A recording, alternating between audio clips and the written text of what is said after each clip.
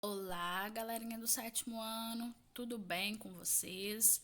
Vamos aí para mais uma viagem na história. Vamos fazer a correção da semana 2 do PET 3, cujo tema é escravização e formas de resistência na América Portuguesa.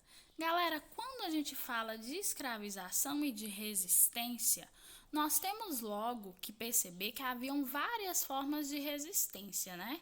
Nós já sabemos que os negros, eles vinham forçados, né, através do Oceano Atlântico, nos navios negreiros ou tumbeiros, que as condições eram precárias, não tinha higiene, tinha muita epidemia, muito rato, eles vinham acorrentados como animais. As viagens eram muito longas, durante cerca de 2 meses.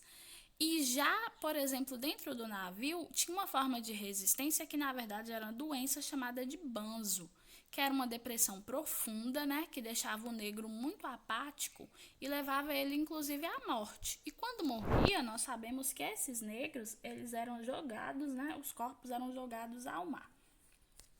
Outra forma de resistência que nós podemos falar é a fuga para os quilombos, que era a mais comum, né? Eles fugiam, formavam comunidades independentes, afastadas, autossustentáveis, né, para poder viver longe da escravidão. O mais famoso dos quilombos era Zumbi, era o Palmares, né? E o líder do quilombo era Zumbi. Mas tinha também formas de resistir com relação à cultura. As rodas de samba, as rodas de capoeira também eram formas de resistência, porque mesclavam, né, elementos da cultura africana com elementos da cultura brasileira, formando assim uma cultura afro-brasileira como nós conhecemos.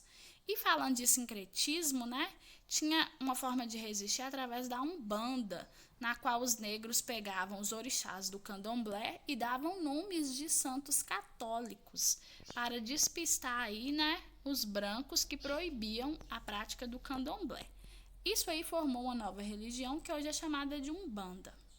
Então vamos às atividades? Número 1. Explique a diferença entre a escravidão na África e a escravidão no Brasil. Gente, ó, na escravização colonial portuguesa que foi feita no Brasil, o negro ele era tratado como mercadoria, né? Ele já saía do navio negreiro direto para um mercado para ser vendido. A escravidão africana, que já existia, inclusive os portugueses se aproveitaram dessa prática dos africanos para poder fazer o tráfico negreiro, o indivíduo, né, ele era considerado um ser humano, né? Muitas vezes ele se tornava escravo porque era prisioneiro de guerra, porque devia o dinheiro, né, a alguns credores. Porém, aos poucos, eles eram incorporados à família do senhor e também, após algumas gerações, essa família de escravos conquistava a liberdade. Número 2. Cite e explique as formas de resistência dos escravizados no Brasil. Eu coloquei algumas aqui, ó. Uma das formas seria o banzo, né, que era uma espécie de depressão ou tristeza profunda que acometia os africanos e os levava à morte, deixando-os apáticos e isso ainda, né, muitas vezes dentro dos navios negreiros.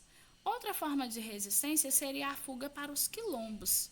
Fugir para os quilombos era a forma mais comum de resistência. Os quilombos ou mocambos, né, eram comunidades de subsistência que acolhiam esses negros fugidos. Outra forma de resistência seria cultural, que é a capoeira e as rodas de samba. A capoeira simbolizava a mistura de técnicas de luta africana com música, e já as rodas de samba, que eram feitas próximas à senzala, significava aí um modo de relaxar após a exaustiva jornada do dia. E nós temos aí uma forma de resistir relacionada à religião, que é a Umbanda. A Umbanda é uma religião que sincretizou, ou seja, misturou elementos da religião católica e do candomblé.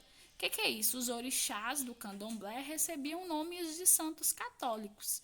Por exemplo, Ogum, deus guerreiro, era considerado São Jorge, né? E por aí vai. Foi uma forma de preservar a fé e cultura africana. 3. Explique o que eram os navios negreiros e como os escravizados eram tratados dentro deles. Os navios negreiros, né, eram o transporte que trazia os escravos da África para a América. Eles eram sujos, fétidos, né? Os negros, eles vinham acorrentados e vinham amontoados em alguns compartimentos como animais. Essas viagens, elas duravam cerca de 2 meses. Não tinham condições nenhuma de higiene, o que levava à proliferação de ratos, disseminação de epidemias. Isso levava inclusive os negros à morte, né? Esses navios, eles também foram chamados de navios tumbeiros, porque tinha um grande índice de morte de escravos. E, inclusive, os escravos, ao morrer, né, eles tinham os corpos lançados ao mar.